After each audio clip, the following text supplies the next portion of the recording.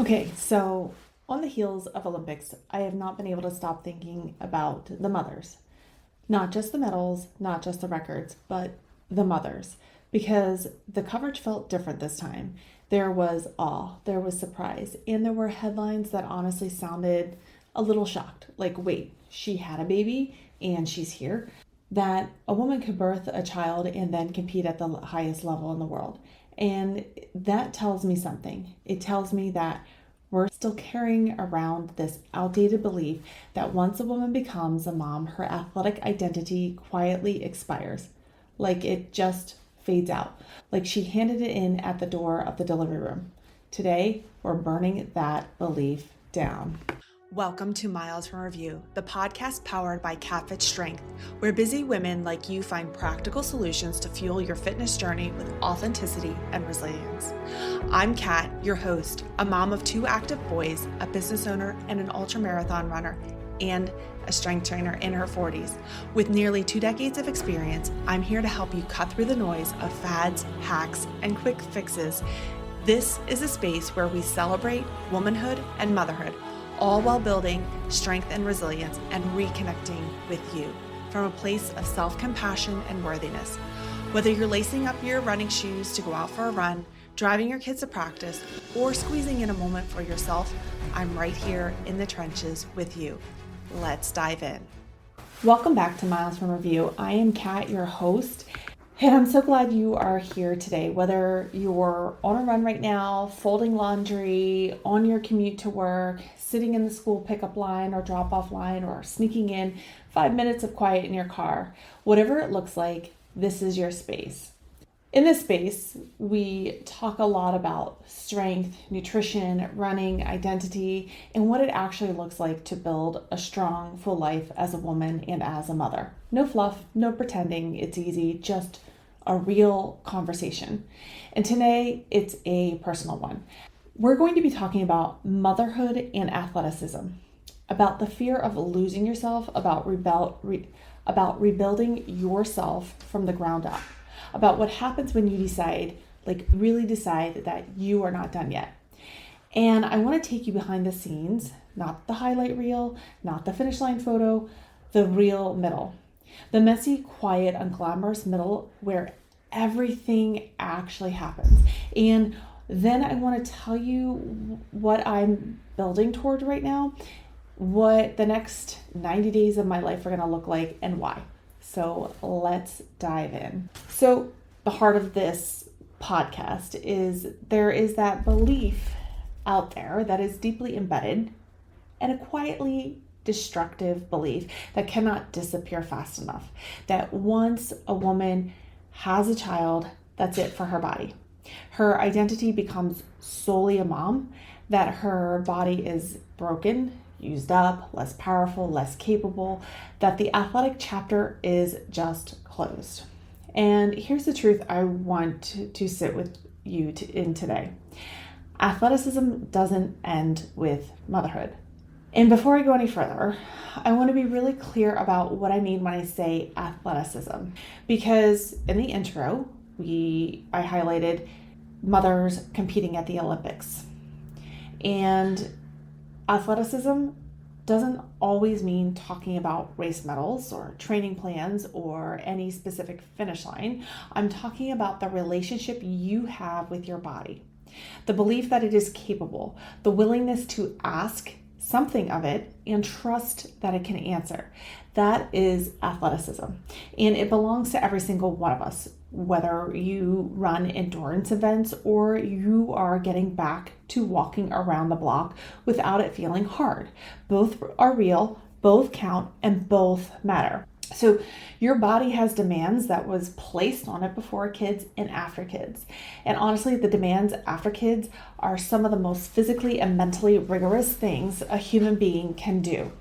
You are your own person before having children and after children.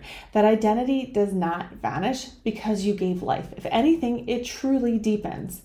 And I believed the lie for a long time. The idea that my body would never be athletic again after having a child. And it was pressed into me by both men and women. Comments, little jokes, subtle warnings wrapped and seemingly like carrying words like, just wait, your body will never be the same, enjoy it now. And I was terrified. I generally did not want to give up. I generally did not want to give up being an athlete. That felt like losing a core piece of who I was. So when I was pregnant with my first, I went all in. I trained through the entire pregnancy. I lifted, I ran, I showed up consistently and within safe limits. And I was proud of that. But underneath all of that consistency, there was something else driving it. Defiance. I was determined not to lose my body. And I want to pause for a second because that language matters. Lose my body. Like, that is communicating that my body was something that could be taken from me if I wasn't vigilant enough. And in that, I was operating from fear. Fear that if I slowed down, if I softened, if I changed, I would confirm what everyone said, that I would become proof of the warning. And then postpartum hit, and the reality was different than what I expected. I pushed through exhaustion, I pushed through pain, I worked to strengthen what felt unstable. There were days I genuinely felt strong, and there were days that I felt completely defeated. Like I was white knuckling it through my workouts that I had no business doing. My body had changed. And in the quiet moments, usually the worst ones, the ones where you can't outrun your own thoughts, that voice would whisper, maybe they were right. And then came the guilt, the horrible, twisted guilt of wondering, did I do this to myself? Did I push too hard? Did I not push hard enough? Is this my fault? And here's the moment that broke me open a little. It was 3 a.m. I was up with my baby. One of those feeds that exist outside of time, where the rest of the world has just stopped, and out of nowhere, this fear just landed on me like a weight I wasn't prepared for. Am I ever going to feel like myself again? Not will I ever PR again, not will I get my body back, just myself. That simple, that gutting. I sat there in the dark holding my baby, and I genuinely didn't know the answer. That messy middle does not get talked about enough, and I think it needs to. Then my second pregnancy changed everything. High risk, 33 weeks on bed rest, 4 weeks in the NICU, a complex C-section, subsequent surgeries, almost a full year of not trusting my own body, not knowing what it could or couldn't do, and being afraid to find out. I went from training through one pregnancy out of sheer willpower and defiance to being completely still in pregnancy number 2. Forced stillness, no choice, just ceiling tiles to stare at and fear and waiting. I was in a body I no longer recognized, and when I was finally cleared to exercise, like finally, all I wanted to do was run. Not because it was the smartest next step, not because it was going to look impressive, but because it felt like me. So I ran. Slow, clunky, humbling miles that had no business being called a workout by external standards, but they were mine. That season, the bed rest, the NICU, the long recovery, it forced me to learn something I now coach every single day. Change your story, change your life. I had to rebuild trust with my body. Not muscle first, not pace first, not performance first, trust first. And I want to be honest about what rebuilding actually looked like, because it wasn't linear and it wasn't pretty. There was a training block about 6 months or 7 months into my recovery where I had genuinely started building momentum. I had a plan. I was feeling hopeful. And then sleep deprivation just took me out completely. I'm talking weeks. I was running on 3 or 4 broken hours a night, and my body just refused. Workouts that should have felt moderate felt impossible. I'd start and I'd have to stop. I'd skip days, then skip more days, and then the gap was so wide it felt shameful to go back. And for a minute, that felt like confirmation of every fear that I'd ever had. But here's what I know now that I didn't know then. That wasn't failure. That was data. My body was telling me something true. And the choice to listen, even when listening felt like quitting, was actually the first real act of trusting myself again. Slowly, that rebuilding expanded into longer miles, into milestone distances, into ultras, into something I want to tell you about right now. But first, I'm going to stop here for a second because I can feel a little bit where this is going and I want to get ahead of something.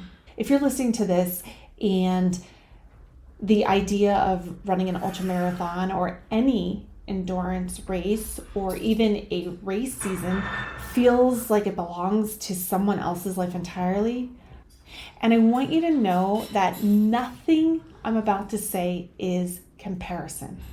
It is not a benchmark. It is not a quiet suggestion that this is what growth looks like or what you should want. Your bold is not my bold. Maybe your version of reclaiming yourself is getting outside 3 times a week. Maybe it's signing up for that 5K you've been thinking about for 2 years. Maybe it's picking up something heavy in the gym and realizing you are stronger than what you thought. Maybe it's moving your body in a way that feels yours again, with no audience and no finish line. All of that is work.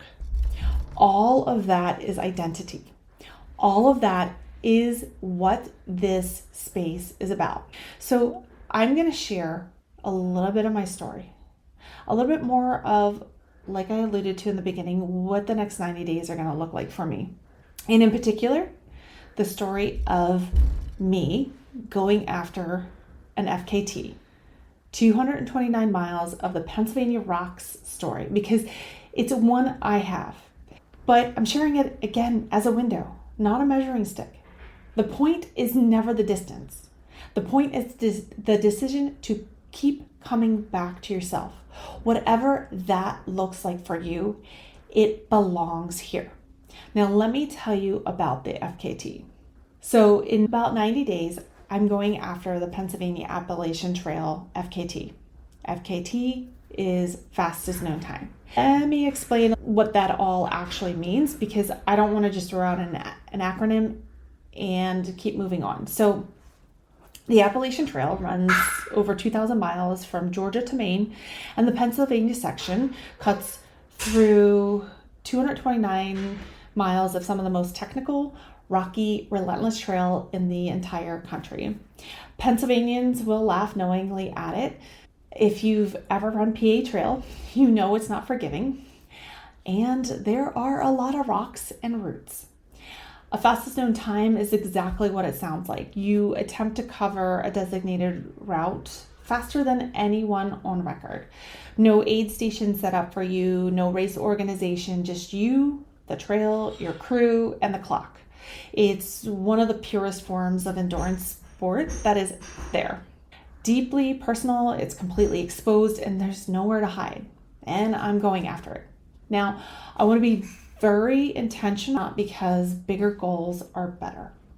Not because this is what evolution looks like or what it should look like. I'm sharing it because this is my evolution. And the point of sharing it is the 12 years behind it, not the 229 miles ahead. I'm nearly 12 years postpartum from my second and last child. 12 years. Are you curious about KatFit Strength? Well, KatFit Strength is designed to help you achieve your fitness goals with confidence and clarity. Whether you're a busy mom juggling multiple responsibilities, a woman navigating unique challenges of prenatal, postpartum, or perimenopause, or an athlete looking to enhance your performance, KatFit Strength has you covered. Let's get down to it.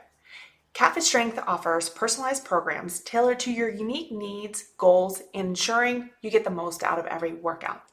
Expert guidance provided for you with the understanding of the importance of balancing strength training, cardio, and mobility. Flexible workouts designed to fit into your busy schedule, whether you're at home or at the gym or on the go. So why choose KatFit Strength? I believe in creating sustainable fitness habits that adapt to your lifestyle. I focus on helping you lift effectively, move better, and feel stronger every day. Plus, emphasis is on realistic goal setting, celebrating every win, and helping you stay motivated and inspired.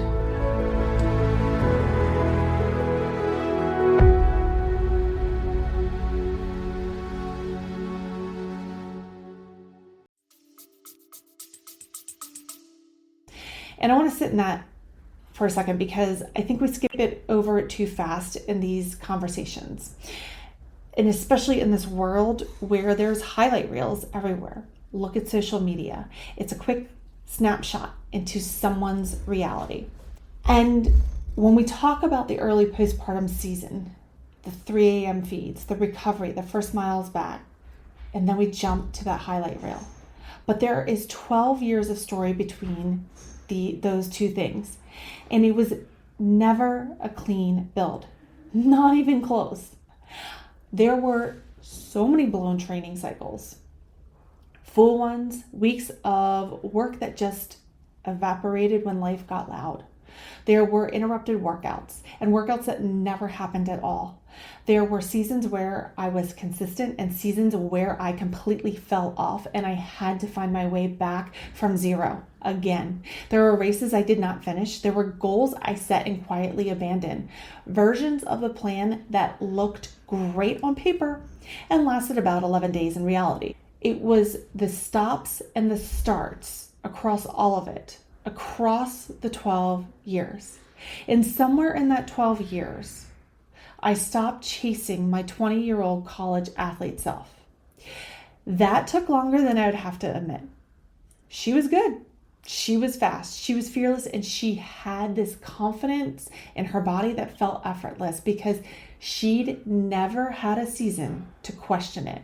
And for a long time, I thought the real goal was to find my way back to her, to prove that everything that happened hadn't cost me anything. But here's what 12 years actually taught me. I'm not going back to my 20-something self, and I don't want to. She was the beginning of the story. She didn't know yet what this body was capable of when things got hard, when it had to be rebuilt, when it failed and was asked to show up anyway, when it carried children and recovered from surgery and ran on no sleep and kept going through all the ordinary, relentless demands of a full life. She didn't know that yet. I do. So I'm not chasing her. I'm showing her something. I'm showing her that every stop, every start, every blown cycle, every workout interrupted by a sick kid or an impossible week or just a body that said, not today, none of that was wasted. All of it was the build, even when it didn't feel like it. The FKT is a culmination of 12 years of that, not a comeback, not a redemption arc, an evolution. And that's why I want to tell you about it, because wherever you are in your own arc, whether you're in year 1 or year 7 or year 12, whether it's been stops or starts the whole way through, you are not behind. You are not starting over.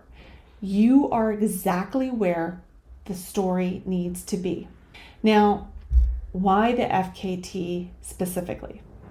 I'm scared. I want to say that out loud. 229 miles of Pennsylvania rock, the logistics, the physical demand, the mental weight of what it takes to keep moving when every reason to stop feels completely reasonable. I'm not pretending I have it all figured out because I don't, but I'm doing it anyway. The decision's made, and I'm saying it here to you because making it out loud is real. And if you've been following me on social media, I have announced it a couple months ago, but now we're within that 90 days and it is so real. But the deeper why is this. I'm doing it for her. And when I say her, I mean something specific. I mean the her in the miles from her view. I mean the her who is so many things at once. The mother, the athlete, the partner, the professional, the caregiver, the dreamer, the woman who has been handed 100 different titles, sometimes struggles to find herself underneath all of them.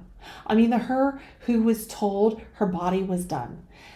The her who sat in the dark at 3 a.m. wondering if she'd ever feel like herself again.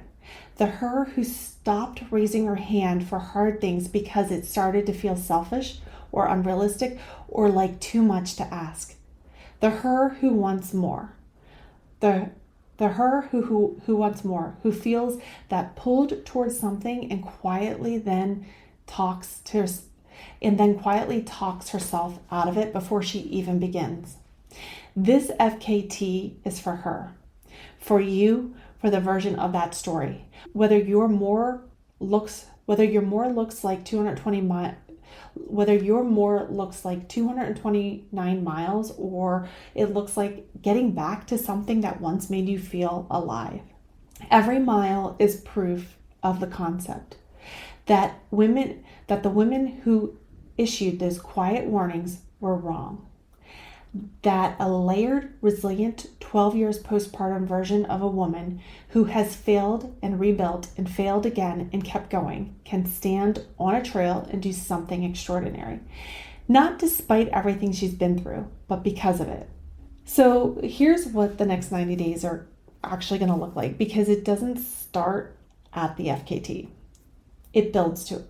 And I want you to know the whole arc, because I want you on this journey with me. And the 90-day journey starts on Sunday. I'm towing the line of a trail half marathon. First race of the season. Race nerves don't go away no matter how many start lines you've stood on. They just change shape. But this is the opening move. Then at the end of the march, I'm doing a 10-hour endurance challenge. 10 hours, not miles, hours. You just keep moving. It's a kind of different mental game. It's a different relationship with time and effort and your own internal voice. It is focusing on nutrition and tuning into myself. It is really working on trying to understand the challenges that I might overcome out there and what it's going to look like. And then at the end of April, I'll be running my 4th 100-mile race, and it is going to be a training race. And that sounds to me, even though, yes, I have run a 100-mile race before, baffling. Thinking back to all those times where getting outside to go run even 5 steps seemed impossible. That now, over the span of 12 years, I have worked my way up to, say, a 100-mile training race. And then after that comes the attempt on the Pennsylvania Appalachian Trail. The trail half, the 10-hour challenge, the 100-mile training race, and the FKT. 4 events, 90 days. Each one of them, it's its own thing. It's its own challenge. It's its own lesson. But they're also a deliberate build towards something that has never been about a title or a time. It's about what it represents. It's about standing at the end of 229 miles, tired and wrecked and real, and knowing that the story we were handed about women's body knowing that the story we were handed about what women's bodies can do after motherhood was never ours to keep. It's about showing my kids what it looks like when their mother decides she's not done. It's about showing you what's possible in whatever form possible takes in your life. And this is the heart of everything I do in my business. I train women to take up space, to own their strength, to embrace the athlete within. Whether she's someone you knew before pregnancy or someone you're meeting for the very first time. Whether she shows up at the trail race or at the end of a walk that felt impossible 6 weeks ago. She is there. I promise you, she is there. And training your body to be strong and resilient is not about vanity metrics. It's not about aesthetics or what you look like in the mirror. It's about identity. It's about knowing you can push, pull, press, carry weight you once thought was impossible. It's about the confidence that doesn't stay in the gym. It spills into your voice, your relationships, your work, your boundaries, the way you show up in a room, the way you speak about yourself in quiet moments. Strength looks different on every woman, and all of it counts. So here's what I want you to sit with. Where have you quietly decided it's over? Where have you accepted the narrative that you are less now, less capable, less deserving, less worthy of time and space it takes to pursue something that lights you up? And what would it look like to take one tangible step toward rebuilding trust with your body? Not a full overhaul, not a massive commitment that already feels overwhelming. One step. Maybe lacing up your shoes this week. No watch, no goal, no pace, just moving your body and remembering what it feels like. 5 minutes, 10 minutes, that counts. That is the work. Maybe it's a little bit bigger. Maybe signing up for something, a 5K, a trail race, a challenge that puts a stake in the ground and says, I'm still in this. Feel that moment when you hit register. That's your athlete waking up. Or maybe you're ready to go all in, and what you need is someone in your corner, a coach, a plan, a community that gets it. If that's where you are, come find me, book a call. Let's talk about what building strength actually looks like in your real, full, complicated life right now. Small step, medium step, big step, all of them are brave. All of them belong here. You do not have to choose between being a mother and being an athlete. You do not have to want what I want. You do not have to chase my finish line. You just have to be willing to find yours. And the woman you used to be, the one who loved moving her body, who felt capable, who knew herself as someone strong. She's not disappointed in you. She's watching you find your way back, and she is so, so proud.